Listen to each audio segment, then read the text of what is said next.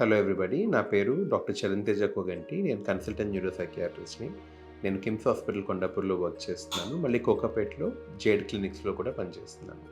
ఇవాళ మనం చాలా ఇంపార్టెంట్ క్వెషన్, చాలా బేసిక్ క్వెషన్ గురించి మాట్లాడుకుందాము. సైకియాట్రిస్ట్‌ని ఎందుకు కలవాలి? కలిసినప్పుడు ఏం ప్రిపేర్ అయ్యి రావాలి? అనే దాని గురించి మాట్లాడుకుందాం. ఫస్ట్ థింగ్, చాలామందికి నేను నా ప్రాక్టీస్‌లో చూసిందేంటంటే సైకియాట్రిస్ట్ ఎందుకు కలవాలో తెలీదు. మోస్ట్లీ వాళ్ళు వేరే వేరే స్పెషలిస్ట్‌లని కలుస్తారు. అక్కడి నుంచి సైకియాట్రిస్ట్ దగ్గరికి పంపిస్తారు. ఫర్ ఎగ్జాంపుల్, కొంతమందికి తలనొప్పి ఉంది. అది స్ట్రెస్ వల్ల వస్తుంది. వాళ్ళు న్యూరాలజిస్ట్‌ని కలుస్తారు. న్యూరాలజిస్ట్ తర్వాత దాన్ని రూల్ ఔట్ చేసుకొని సైకియాట్రిస్ట్ దగ్గరికి పంపిస్తారు. కొంతమందికి చెస్ట్ పెయిన్ వస్తుంది. అది హార్ట్ అటాక్ ఏమో అని కార్డియాలజిస్ట్ దగ్గరికి వెళ్తారు. కాదు, అది పానిక్ అటాక్ అని చెప్పి మళ్ళీ సైకియాట్రిస్ట్ దగ్గరికి పంపిస్తారు. ఇట్లా కొంతమందికి ఎసిడిటీ లాగా అనిపిస్తుంది. గ్యాస్ట్రోఎంట్రాలజిస్ట్ దగ్గరికి వెళ్తారు. తర్వాత సైకియాట్రిస్ట్ దగ్గరికి వస్తారు. ఇట్లా చాలామంది సైకియాట్రిస్ట్‌కి ఎందుకు వెళ్ళాలో తెలియక అన్ని చోట్లకి వెళ్ళి వాళ్ళ టైం కానివ్వండి, ఏదైనా కానీ వేస్ట్ చేసుకుంటూ ఉంటారు. సో ఇవాళ మనం ఎందుకు వెళ్ళాలని తెలుసుకుందాం. ఫస్ట్‌లీ, సైకియాట్రిస్ట్ అంటే ఒక మెంటల్ హెల్త్ ప్రొఫెషనల్. ఆయన ఒక మెడికల్ డాక్టర్. ఫస్ట్ ఎంబీబీఎస్ చేస్తాము. దాని తర్వాత ఎండీ ఆర్ డీఎన్బీ ఇన్ సైకియాట్రీ చేస్తాము. అదొక మళ్ళీ ఇంకో 3 ఇయర్స్ కోర్స్ ఉంటుంది. దాని తర్వాత ఫెలోషిప్స్ కూడా ఉంటాయి. మళ్ళీ సూపర్ స్పెషలైజేషన్ చేయొచ్చు. ఒక మెడికల్ డాక్టర్ సైకియాట్రిస్ట్ అంటే. సైకియాట్రిస్ట్ అండ్ సైకాలజిస్ట్ అనేవాళ్ళు కంప్లీట్లీ డిఫరెంట్. సైకాలజిస్ట్ అంటే డాక్టర్ కాదు, వాళ్ళు కౌన్సిలర్స్ అనమాట.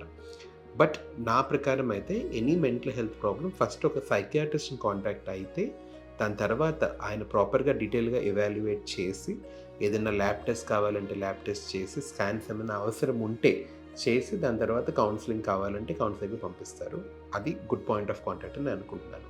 ఫస్ట్లీ, మానసిక సమస్యలు అంటే ఎట్లా ఉంటాయి, ఎందుకు కలవాలి ఒక సైకియాట్రిస్ట్ని? 3 ప్లేసెస్లో సైకియాట్రిస్ట్ అనేవాళ్ళు చాలా ఎక్కువగా చూస్తూ ఉంటారు. ఫస్ట్ది థాట్స్, ఎమోషన్స్, బిహేవియర్స్. థాట్స్ అంటే మనకొచ్చే ఆలోచనలు. ఎమోషన్స్ అంటే భావోద్వేగాలు ఆర్ మనకు వచ్చిన ఫీలింగ్స్ ఇవన్నీ. Third thing behaviours. బిహేవియర్స్ అంటే మన పద్ధతులు. ఫర్ ఎగ్జాంపుల్, థాట్స్ గురించి మాట్లాడుకుందాం. నాకు సడన్గా నెగిటివ్ థాట్స్ వస్తున్నాయి.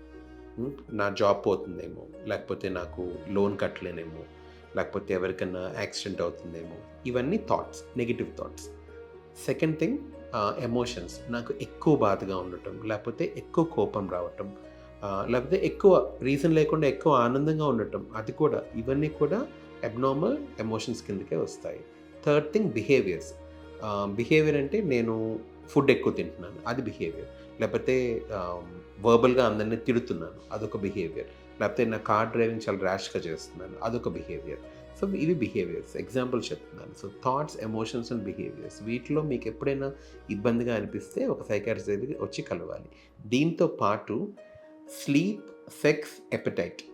ఫస్ట్ థింగ్ నిద్ర ప్రాబ్లమ్స్ ఉంటే సైకియాట్రిస్ట్ దగ్గరికి వచ్చి కలవాలి. ఫర్ ఎగ్జాంపుల్, ఎక్కువ నిద్రపోతున్నా, తక్కువ నిద్రపోతున్నా, ఆర్ వేరే వేరే నిద్ర వల్ల వచ్చే ప్రాబ్లమ్స్, నిద్ర రాకపోతే వచ్చే ప్రాబ్లమ్స్. ఫర్ ఎగ్జాంపుల్, పీడకలు వస్తున్నాయి, స్లీప్ వాకింగ్, నిద్రలో నడుస్తున్నారు, ఆ నిద్రలో ఎవరైనా పక్కన వాళ్ళు కొడుతున్నారు, ఆ మూవ్ చేస్తున్నారు, ఎక్కువ కలర్ ఇస్తున్నారు, ఎక్కువ గురుకు పెడుతున్నారు, దానివల్ల పొద్దున్నే ఫ్రెష్ స్లీప్ రావట్లేదు. ఇలాంటి వేరే వేరే స్లీప్ ప్రాబ్లమ్స్ కానీ, సెక్షువల్ ఇష్యూస్. ఆడవాళ్ళు, మగవాళ్ళు సెక్షువల్ ఇష్యూస్ వేరే వేరేగా ఉంటాయి. ఎరెక్షన్ ప్రాబ్లమ్స్ కానివ్వండి, ఇజాక్యులేషన్ ప్రాబ్లమ్స్ కానివ్వండి, ఆర్ సెక్స్ మీద ఇంట్రెస్టే, అసలు ఆసక్తే రావట్లేదు, అదన్నా కానివ్వండి. ఆడవాళ్ళకైతే వెజైనిస్మిస్ అని వేరే వేరే మెడికల్ కండిషన్స్ ఉంటాయి. సెక్షువల్ ఇష్యూస్ కూడా సైకియాట్రిస్ట్ అనే వాళ్ళు చూస్తారు. ఆర్ హస్బెండ్ అండ్ వైఫ్ మధ్యలో కంపాటబిలిటీ లేదు, సెక్షువల్గా కానివ్వండి, ఎమోషనల్గా కానివ్వండి, కంపాటబిలిటీ లేదు, దానివల్ల గొడవలు అవుతున్నాయి, దానివల్ల డివోర్స్ దాకా వెళ్తున్నారు. ఇలాంటి సమస్యలు కూడా సైకియాట్రిస్ట్ అనేవాళ్ళు చూసి ఎవాల్యుయేట్ చేసి ట్రీట్ చేసి పంపిస్తారు. దీంతోపాటు ఎపటైట్ అన్నాను కదా ఇందాక, ఎక్కువ ఆకలి వేసి తినటం, లేకపోతే బాగా తక్కువ దేని మీద ఫుడ్ మీద ధ్యాస లేకపోవటము. దీంతోపాటు కొంతమంది ఈటింగ్ డిసార్డర్స్ అంటాం, అంటే ఫుడ్ తిన్న వెంటనే వామిటింగ్ చేసుకోవటానికి, లేకపోతే మోషన్ చేసుకోవడానికి వాళ్ళు ట్యాబ్లెట్స్ వాడటం, వెయిట్ లాస్ అవ్వడానికి, బాడీ ఇమేజ్ ఇష్యూస్, ఇవన్నీ కూడా సైకియాట్రిస్ట్ చూస్తారు. దీంతో పాటు హైయర్ మెంటల్ ఫంక్షన్స్, అంటే మన మెమరీ ఇష్యూస్ కానీ, ఒక పని మీద ఫోకస్, అటెన్షన్, కాన్సన్ట్రేషన్ లేకపోయినా కానీ, లేకపోతే ఇంటెలిజెన్స్ ఇష్యూస్. కొంతమంది పిల్లలు పుట్టుకతోనే బుద్ధి వైకల్యం అంటారు కదా, అంటే లో ఇంటెలిజెన్స్తో పుట్టడం, అలాంటి ఇష్యూస్ కూడా సైకియాట్రిస్ట్ చూస్తారు. దీంతో పాటు పెద్దవాళ్ళలో వచ్చే డిమెన్షియాస్ అండ్ వేరే తదితరి కండిషన్స్, చిన్నపిల్లల నుంచి వచ్చే న్యూరో డెవలప్మెంటల్ కండిషన్స్ అంటే ఏడిహెచ్డి, ఆటిజము, ఇలాంటి కండిషన్స్ అన్నీ కూడా సైకియాట్రిస్ట్ అనే వాళ్ళు ట్రీట్ చేస్తారు. ఇంకా one of the last important area psychiatrist treat చేసేది ఏంటి అంటే obviously anxiety disorders, depressive disorders, OCD, drug abuse అంటే ఏ డ్రగ్స్ అయినా కానివ్వండి, ఇంక్లూడింగ్ మన స్క్రీన్ ఎక్కువ ఫోన్ వాడుతున్నా కానీ అదొక డ్రగ్ కిందే. స్క్రీన్ అడిక్షన్ కానీ, గ్యాంబ్లింగ్ అంటే జూదము, ఇలాంటి behavioural addictions or drug addictions కూడా సైకియాట్రిస్ట్ చూస్తారు. సో ఇవన్నీ ఏదన్నా మీరు ఇష్యూస్ వస్తుంటే సైకియాట్రిస్ట్ వచ్చి కలవాలి. దీంతో పాటు సైకియాట్రిస్ట్ దగ్గరికి వస్తున్నప్పుడు మెంటల్గా ఏం ప్రిపేర్ అవ్వాలి, ఏం చేయాలి. సో చాలామందికి అర్థం కాదు, వచ్చి ఒక గంట మాట్లాడాలా, 2 గంటలు మాట్లాడాలా, 5 గంటలు మాట్లాడాలని తెలియదు. సో బేసికల్లీ సైకియాట్రిస్ట్ కన్సల్టేషన్స్ అంత లాంగ్ ఉండవు, షార్ట్ ఉంటాయి.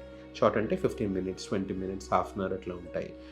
సో ఫస్ట్ అసలు మీ సైకియాట్రిస్ట్ టైం స్లాట్ ఎంతో కనుక్కొని దాన్ని బట్టి కావాల్సిన మెడికల్ రికార్డ్స్, మీ పాస్ట్లో మీరు ఆల్రెడీ వేరే డాక్టర్ దగ్గర చూపించుకొని ఉంటే వాళ్ళు ఇచ్చిన మెడికల్ రికార్డ్స్ కానివ్వండి, మీరు ఇంతకుముందు చేసిన బ్లడ్ టెస్ట్ కానివ్వండి, స్కాన్స్ కానివ్వండి, అవన్నీ కంపల్సరీ తీసుకెళ్ళాలి.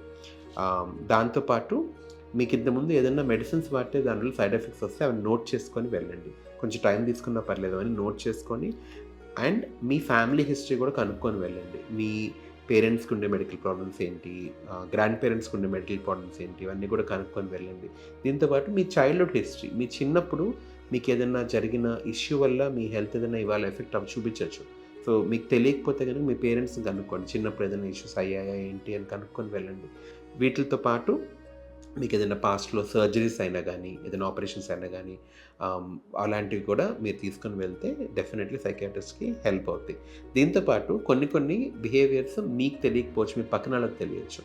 మీ ఇంట్లో వాళ్ళకి, మీ భార్యకి కానీ, మీ పిల్లలకి కానీ, ఆర్ మీ పేరెంట్స్కి కానీ తెలియచ్చు. సో మీరు వాళ్ళని కూడా తీసుకువెళ్తే డాక్టర్ వాళ్ళతో కూడా మాట్లాడి ఒక ఫార్ములేటెడ్ ప్రాపర్ డయాగ్నోసిస్కి వచ్చి మీకు ట్రీట్మెంట్ ప్లాన్ అనేది చెప్తారు. ట్రీట్మెంట్ ప్లాన్లో కొన్నిసార్లు మెడిసిన్స్ ఉండొచ్చు, కొన్నిసార్లు కౌన్సిలింగ్ ఉండొచ్చు, కొన్నిసార్లు మిక్స్ ఆఫ్ బోత్ కూడా ఉండొచ్చు. సో మీరు అది తెలుసుకోవాలి. సో ఇప్పుడు మీకు ఆల్రెడీ ఒక ట్రీట్మెంట్ ప్లాన్ వచ్చింది. ఇప్పుడు మీరు సైకియాట్రిస్ట్ అడగాల్సిన క్వశ్చన్స్ ఏంటి? ఫస్ట్ థింగ్, మీ డయాగ్నోసిస్ ఏంటో కనుక్కోండి, మీ హెల్త్ కండిషన్ ఏంటి. సెకండ్ థింగ్, ఎన్నాళ్ళు ట్రీట్మెంట్ వాడాల్సి అవసరం వస్తుంది కనుక్కోండి. థర్డ్ థింగ్, మెడిసిన్స్కి ఏదైనా సైడ్ ఎఫెక్ట్స్ ఉంటాయా, ఉంటే వాళ్ళు చేయాల్సిన స్టెప్ ఏంటి, మందులు ఆపాలా లేకపోతే మీ దగ్గరికి రావాలా అనేది కనుక్కోండి. మీరు ఎక్కడ కనుక్కోకుండా వెళ్ళి గూగుల్లో క్వశ్చన్ సెర్చ్ చేస్తే దేర్ ఇస్ నో యూస్. గూగుల్లో మీరు ఏ మెడిసిన్ పేరు చెప్పినా దానికి 100 సైడ్ ఎఫెక్ట్స్ చూపిస్తాయి. సో అది మీరు చూడొద్దు, మీ డాక్టర్నే అడగనుకో, మీ డాక్టరే మీ బెస్ట్ జడ్జ్.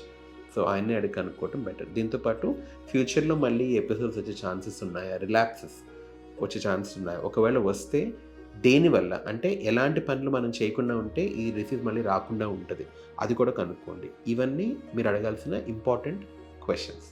Thank you.